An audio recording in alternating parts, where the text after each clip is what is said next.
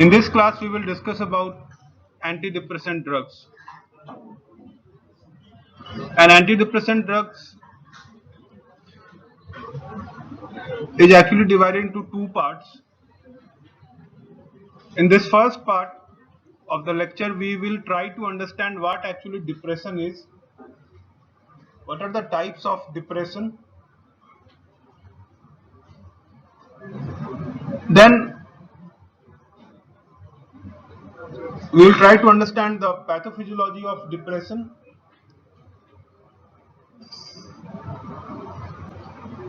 What are the changes in the brain that happens to a patient who is suffering from depression? What are the imbalances in the neurotransmitter that is created in the brain during depression? And once we have understood that pathophysiology, we can easily understand the drug targets or the way or the pharmacological measures for treating depression. So let us start with depression. What actually depression is? It is actually clubbed under a disorder of mood.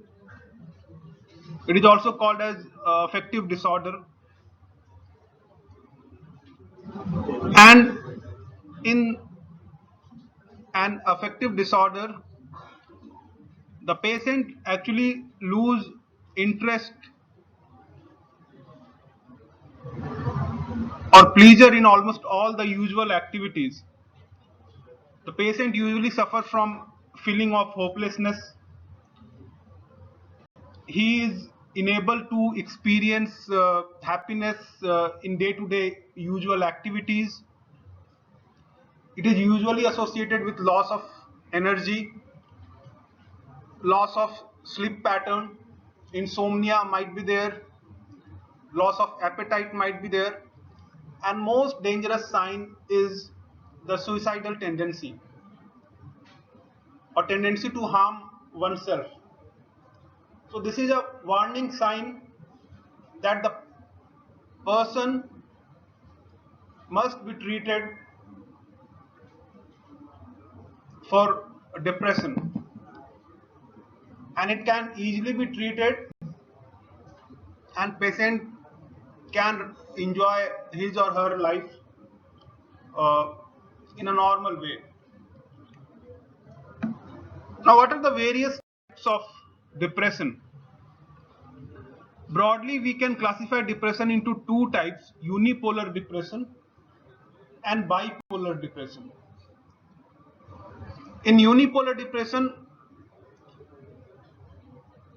we can further subclassify into two types. Unipolar depression can be further subclassified into two types. One is exogenous depression, or depression which is in reaction to any particular incident in the life that the person suffers from. It is called as reactive depression. Another is endogenous depression, which is also called as major depressive disorder, MDD. Now, exogenous depression or reactive depression, most of the cases it is self-limiting. If we counsel the patient, or at most the patient might require anti-anxiety drugs. But the endogenous depression, in most of the cases of endogenous depression, there is a genetic defect or genetic deficiency which is responsible. Endogenous depression will not respond fully to only anti-anxiety drug. Endogenous depression will need antidepressants. Then the second type of depression is bipolar depression. We call it as manic depressive psychosis. In this, the patient will or patient's mood will swing between depression alternating with mania and the episode of mania will be exactly opposite to that of depression.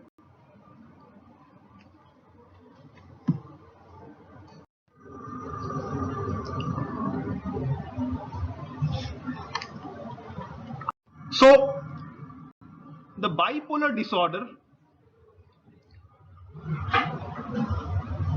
will not only respond to the antidepressants. In bipolar disorder, you need, along with the antidepressants, you need drugs for treating the mania or drugs for treating the manic episode. Otherwise, what will happen if you only prescribe antidepressants to a bipolar patient? What it will do, it will actually unmask the manic episode. That we will understand later on in a greater detail. Because see, only mania per se will not exist. It usually coexists with the depression. So manic depressive psychosis is very commonly found, or the bipolar disorder, and it is mainly hereditary. And the manic episode is exactly opposite to that of the depressive episode. The patient will have elevated mood. He will be very talkative. There will be hyperactivity. Patient will be impatient. He will feel himself as a superman, that he can do everything. He will be overconfident. There will be increased self-esteem. He will not need the feel for sleeping. There will be no need or decreased need for sleep. He or she will have a tendency to buy expensive items. Unnecessary buying of things will be there. So these are the characteristic of the manic episode, and it will actually alternate with the depressive episodes. And nowadays very commonly seen, you might have seen in the news that many high profile person has actually been diagnosed with these type of bipolar disorders, but the patient must be treated.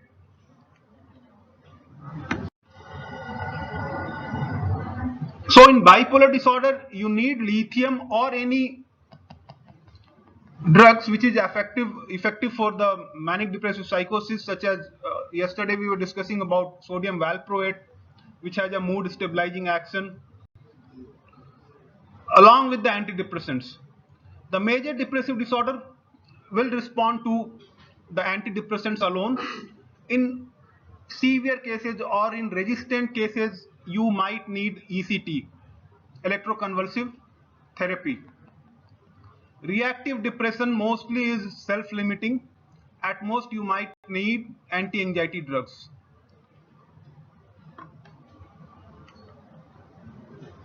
Now, before understanding the pharmacology of antidepressants, let us understand the pathogenesis of depression.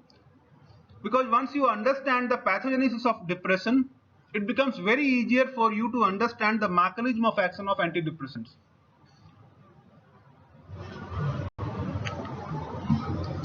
Now what you are noticing in this two particular picture, one is the neurotransmitter level at the synaptic level in the healthy patient, another is on the depressed patient. There is decreased level of not only serotonin, norepinephrine also. So the depressed person, it has been seen that he or she has a relative reduction in the amount of serotonin as well as norepinephrine at the synaptic level. So that is the basic thing that is happening in the depression. So pharmacologically, what you should try to do, you should try to enhance the level of these neurotransmitters. So it is as simple as this. Now, what are the ways through which we can increase the level of these neurotransmitters?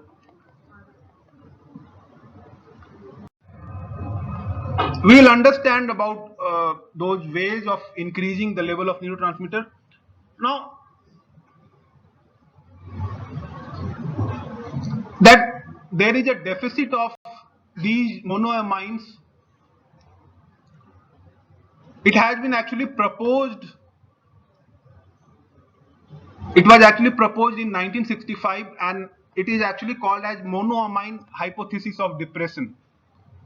And as per this monoamine hypothesis of depression, there is a functional deficit of monoamine neurotransmitter at the certain sites in the brain. In the depression, there will be deficit of monoamines, whereas in a mania, there will be excess of these neurotransmitters.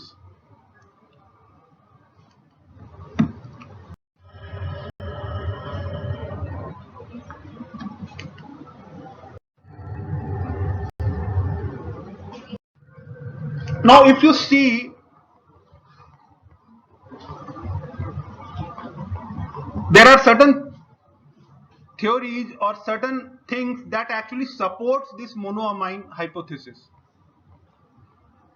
because the commonly used antidepressants, if you see their mechanism of action, for example, tricyclic antidepressants or SSRI, selective serotonin reuptake inhibitors, or MAO inhibitors, they somehow, by one mechanism or other mechanism, they actually increases the level of these neurotransmitters. For example, monoamine inhibitors, they actually block the metabolism of norepinephrine and 5-HT. And it has been seen that MAO inhibitors actually elevates the mood of the patient. Similarly, SSRI or tricyclic antidepressants, they increase the level of noradrenaline and 5-HT through different mechanisms. What that does, they actually block the reuptake phenomenon of noradrenaline and 5-HT, which is one of the major mechanisms of their metabolism. You have understood, you have seen, or you have learned about the reuptake mechanism. Reuptake mechanism is one of the mechanisms through which these transmitters get metabolized. So if you block the reuptake mechanism, you will increase the level of noradrenaline and 5-HT. So tricyclic antidepressants not only block the reuptake of noradrenaline, but it also block the reuptake of 5-HT. And tricyclic antidepressants, they elevate the mood. Similarly, selective serotonin reuptake inhibitors, they inhibit the reuptake of serotonin only, in contrast to tricyclic antidepressants, which inhibit the reuptake of both 5-HT and noradrenaline. Selective serotonin reuptake inhibitors, they inhibit the reuptake of only serotonin. There is one drug class which is known as SNRI, serotonin noradrenaline reuptake inhibitor. It has a similar mechanism of action to that of tricyclic antidepressants, but it do not block the other receptor which actually tricyclic antidepressants does, which we will discuss later on. So it has, to an extent, it has a mechanism of action similar to that of tricyclic antidepressants with certain differences. The similarity is that SNRI, they inhibit the reuptake of both noradrenaline and 5-HT, which is similar to that of tricyclic antidepressants. But tricyclic antidepressants, they block other receptors also.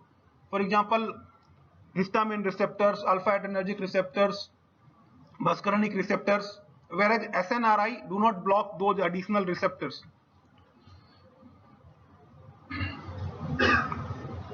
Whereas drugs which decreases the level of noradrenaline or 5-HT, they decreases the mood. For example, reserpine or methyl dopa. So the mechanism of action of these drugs actually supports the monoamine hypothesis. But the thing is, there are certain parameters on which monoamine hypothesis uh, do not, or we can say monoamine hypothesis do not fulfill certain criteria, or we can say there are certain theories which actually do not support the monoamine hypothesis, or there are certain things which do not support the monoamine hypothesis. We will understand just after few minutes. Mechanism of action of antidepressants. We have seen there is one class of antidepressant which is MAO inhibitor. There is one class of antidepressant which is tricyclic antidepressants. Then there is SSRI. MAO inhibitors, what it is doing? It is inhibiting MAO enzyme, and MAO is actually responsible for the metabolism of these monoamines. Okay, so one category of antidepressants are enzyme inhibitors. In that we have MAO inhibitors. The second category of drugs, such as tricyclic antidepressants or SSRI, or for that matter SNRI, we call it as reuptake inhibitor. Why reuptake inhibitor? Because they are inhibiting the reuptake of both noradrenaline and 5-HT, whereas SSRI is only inhibiting the reuptake of serotonin. Then there are atypical antidepressants which has got atypical action. For example, this noradrenergic and specific serotonin antidepressants, they work by blocking receptors. We will discuss about atypical antidepressants in the next class.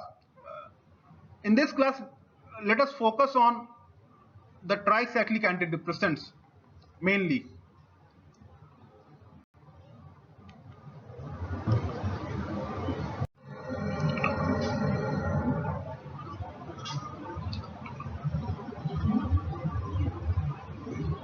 See, among MAO enzymes, MAO A is basically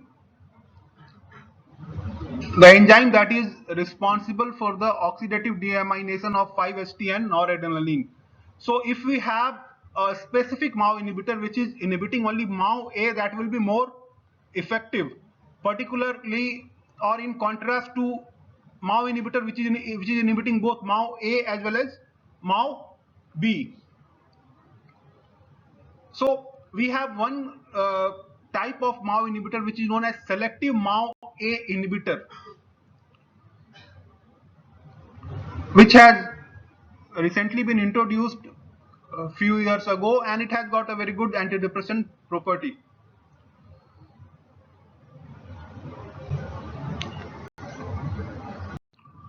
Now let us understand briefly about how the evolution of antidepressant has occurred. Actually, the discovery of antidepressant occurred by accident, we can say by chance.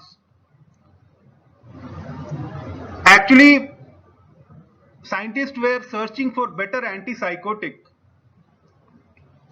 and they were doing the structural modification of phenothiazines. Now, with the structural modification of phenothiazine, they come across one compound, imipramine, and when they tested it, they found that imipramine, though it was not a very good antipsychotic, but it had a property to elevate the mood of depressed patient. A psychotic patient most of the time have got depression also. So it was being seen that psychosis was not being improved, or not was it was not improving, but a depressed mood was elevated. So the tricyclic antidepressants was launched. Various tricyclic antidepressants came into market: imipramine, clomipramine, nortriptyline, amitriptyline. And around the same time or before that, we were using MAO inhibitors, but MAO inhibitors had got various side effects. Drug-drug interaction or food-drug interaction was a problem with the MAO inhibitor. And tricyclic antidepressants also had got various adverse effects, particularly their antidepressant action was due to their reuptake blockade of noradrenaline and 5-HT, but they were blocking other receptors also, which were responsible for the various adverse effects associated with tricyclic antidepressants.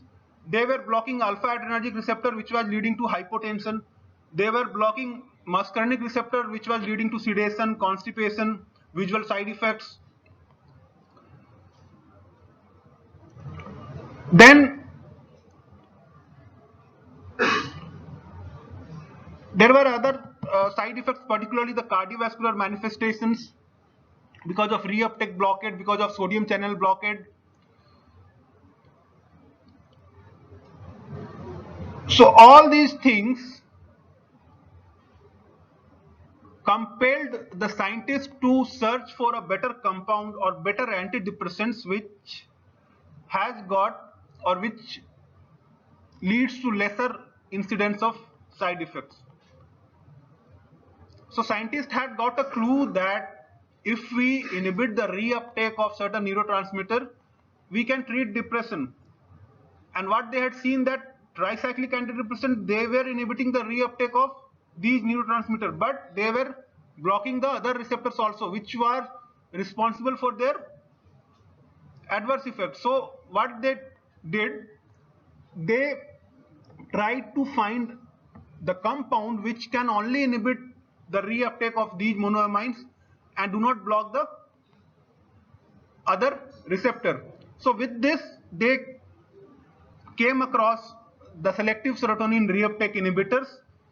SSRIs were launched in 1980s, fluoxetine, followed by various other compounds. But SSRIs were also associated with certain side effects. And in 1990s, atypical antidepressants were launched.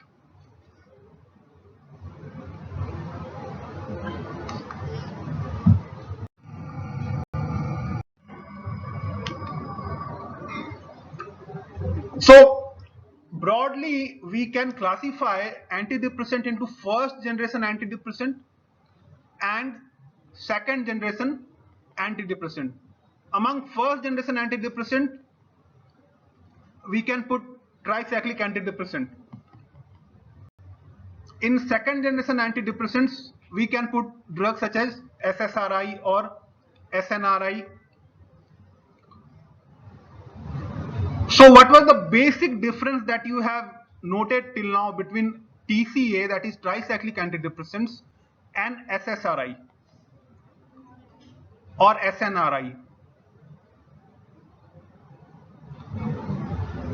See, for treating depression, only reuptake inhibition is enough. But what tricyclic antidepressant is doing, they are inhibiting other receptors such as muscarinic receptor, alpha adrenergic receptor, histaminergic receptors. So blocking of those additional receptors is actually leading to the adverse effects. So you need to treat only depression, you don't need to treat, or you don't need to produce those additional effects. So that is what SSRI or SNRI is doing. They are basically focusing on blocking the reuptake of these monoamines. They are not blocking the other receptors. So the second generation antidepressant, they do not have any direct action on the muscarinic receptors or adrenergic receptors or histaminergic receptors. So naturally they will have lesser side effects. So it is as simple as this.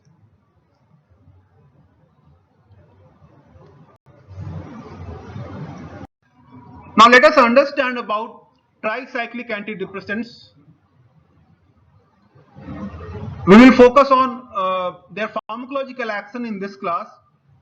Rest of the things we will understand in the next class. Why it is called as tricyclic antidepressant?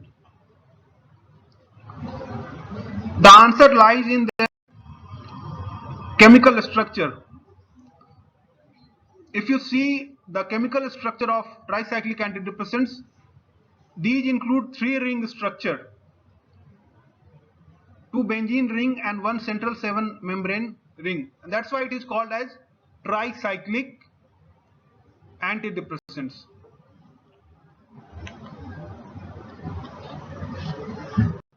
And the prototype is imipramine, amitriptyline. The other drugs are desipramine, which is a pharmacologically active intermediate metabolite of imipramine, nortriptyline, which is a active intermediate metabolite of amitriptyline. You tell me the mechanism of action of tricyclic antidepressants. We have discussed it multiple times till now. What is the mechanism of action of tricyclic antidepressants?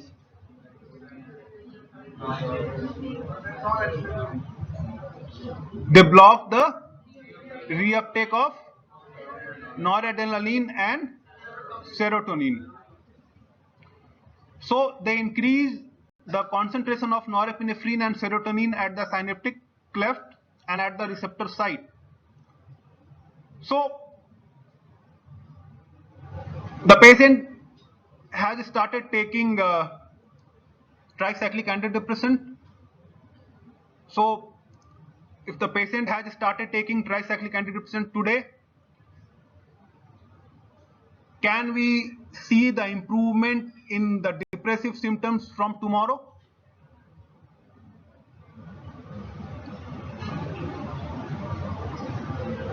See, as per monoamine hypothesis, we are telling that if we increase the level of these neurotransmitters, we can treat depression.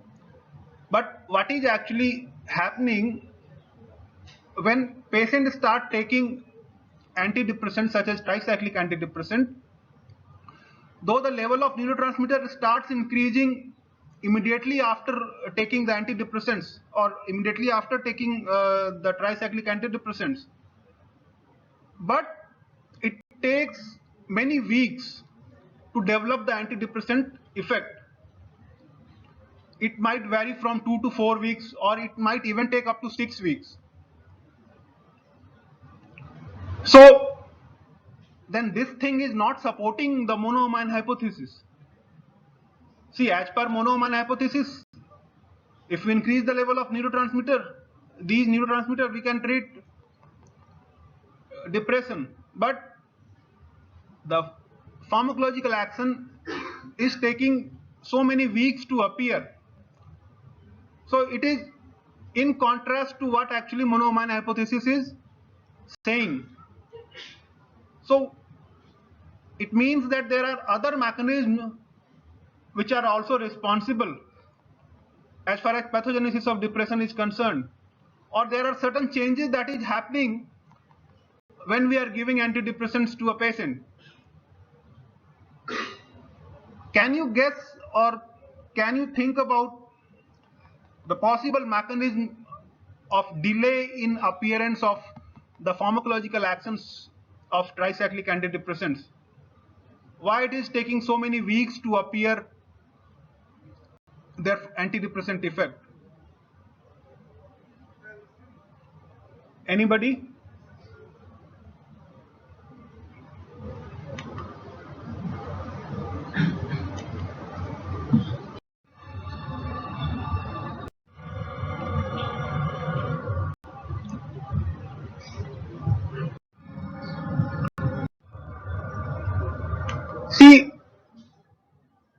it has been postulated that apart from the reuptake blockade, there are certain adaptive changes that happens in the brain that is responsible for the antidepressant effect. But these adaptive changes, to a way, these are related to the elevated level of monoamines. So monoamines, we can say monoamine are the regulator of these adaptive changes that is happening in the brain. So one of the major thing that happens, see, the uptake blockade has led to increased amount of noradrenaline and 5-HT at the synaptic cleft. Now in response to the increased amount of noradrenaline and 5-HT, what happens? Certain autoreceptors get activated. Autoreceptors such as the presynaptic alpha 2 receptor or 5-HT1A and 5-HT1D autoreceptors. And what these autoreceptors does, they actually decreases the firing of noradrenergic and serotonergic neurons. They have an inhibitory effect on the firing of noradrenergic and serotonergic neurons, which is actually trying to fire at an increased level because of increased availability of noradrenaline and serotonin. But activation of these autoreceptor, these are actually inhibiting the increased firing of noradrenergic and serotonergic neurons. But what happens if patients continue taking tricyclic antidepressants or antidepressants for a longer period? What happens? A moment comes wherein these autoreceptors, they get desensitized, or there is down regulation of these autoreceptor, down regulation of alpha 2 receptor, 5-HT1A and 5-HT1D autoreceptors. So once there is a down regulation and desensitization of these autoreceptor, then you start getting the full effect of increased noradrenaline and 5-HT. So this desensitization down regulation of these autoreceptors, it takes time. It might take from 2 weeks to 4 weeks or up to 6 weeks. Understood?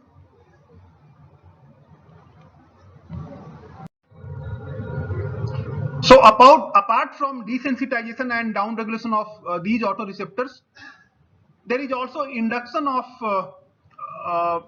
neurotropic factors. For example, brain derived neurotropic factor, which is known as BDNF. And BDNF actually increases the survival of neurons and their growth. So all these adaptive mechanisms or secondary adaptive mechanisms which is happening in consequence to the increased level of monoamine is leading to the antidepressant effects. And why antidepressant effect is appearing late? Because these secondary adaptive changes, it takes some time to appear. Understood?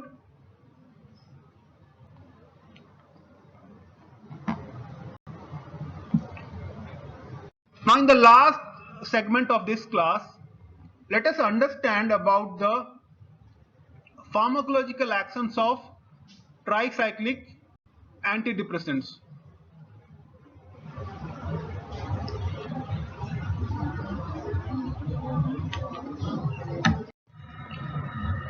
See, if you give tricyclic antidepressants in a normal patient, what can happen?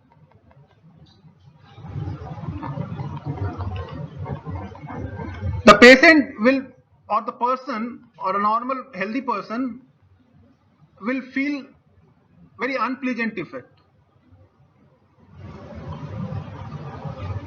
And this unpleasant activity might be enhanced if you give more dosage of tricyclic antitrypsin to the healthy person.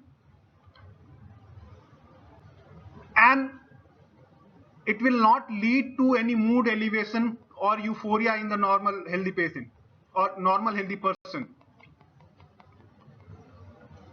Rather, the person will have a difficulty in concentration. He or she will have an unsteady gait, tiredness, lightheadedness, clumsiness will be there. But in a depressed patient, as I have told you earlier, you cannot expect that antidepressant effect will start immediately. It will take some time or some week to appear. Most of the time it takes around 2 to 3 weeks to develop. 2 to 3 weeks or up to 4 weeks or sometimes even 6 weeks. So generally it is in the range of 2 to 3 weeks. Mood is gradually elevated. Patient becomes more communicative. He or she starts taking interest in his or her life and surroundings. And the awakening in the night is also reduced. So these effect is actually appearing because of increased monoamine, actually leading to the secondary adaptive changes.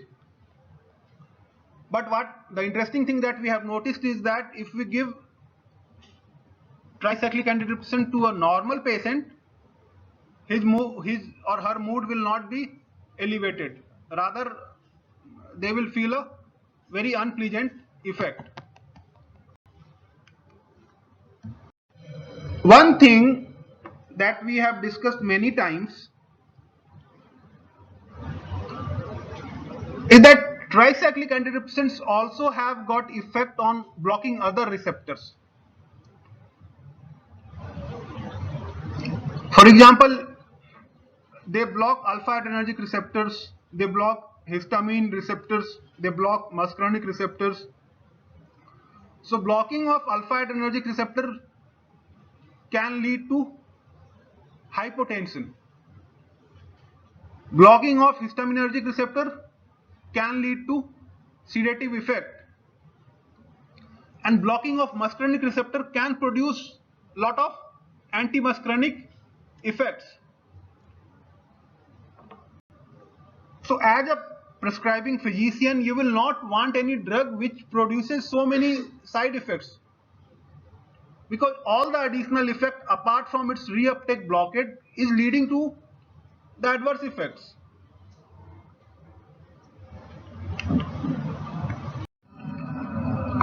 For example, muscarinic receptor blocking is leading to dry mouth, constipation, urinary retention, blurred vision. Alpha adrenergic blocking is leading to postural hypotension. Histamine receptor blocking is leading to sedation and also weight gain.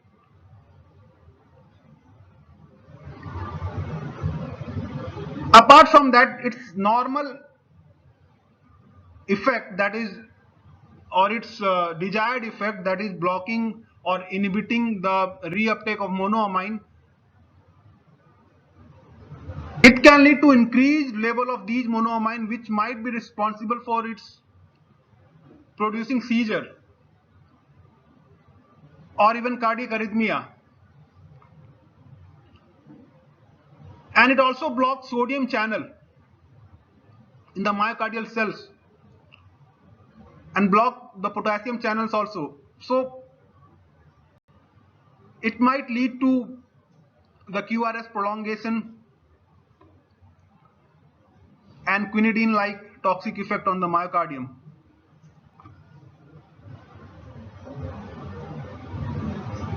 On long-term usage, tolerance to anticholinergic and hypotensive effects develops.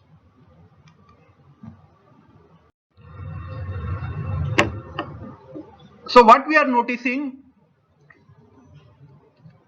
it is blocking the muscarinic receptor, producing the anti-muscarinic effects such as dry mouth, blurring of vision, constipation. They are also blocking the alpha-adrenergic receptor and also blocking the histaminergic receptors.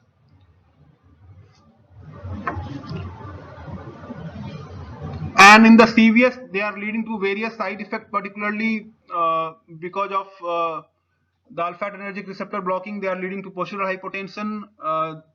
They are also blocking the sodium channel, potassium channel, leading to arrhythmias, QRS prolongation. So because of these effects, naturally you want a drug or drug class which only specifically produce the antidepressant effect, which do not produce these unnecessary or unwanted effects. And this is where the SSRI, or for that matter SNRI, have got an upper hand in contrast to tricyclic antidepressants.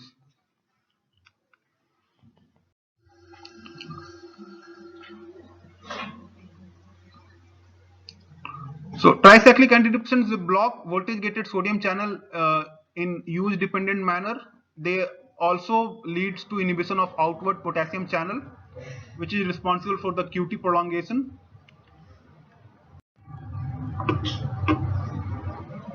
So their side effects are actually the extension of their pharmacological effects.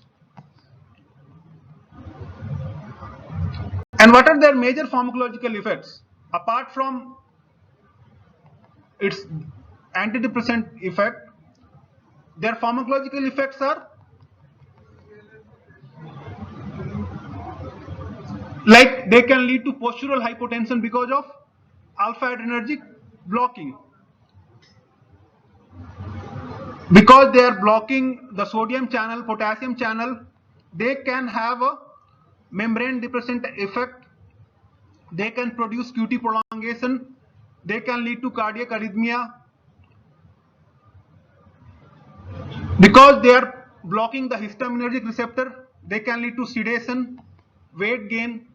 Because they are blocking the muscarinic receptor, they can lead to dry mouth, constipation, blurred vision, urinary retention, palpitation, and they also lower the seizure threshold because the increased level of monoamines such as norepinephrine and serotonin can sometimes lead to seizure.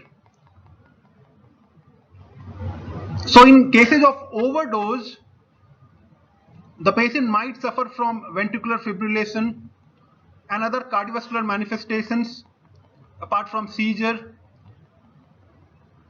And unfortunately, we don't have the antidote for the overdoses of tricyclic antidepressants. So we need only, or we can give only symptomatic treatment to the patient.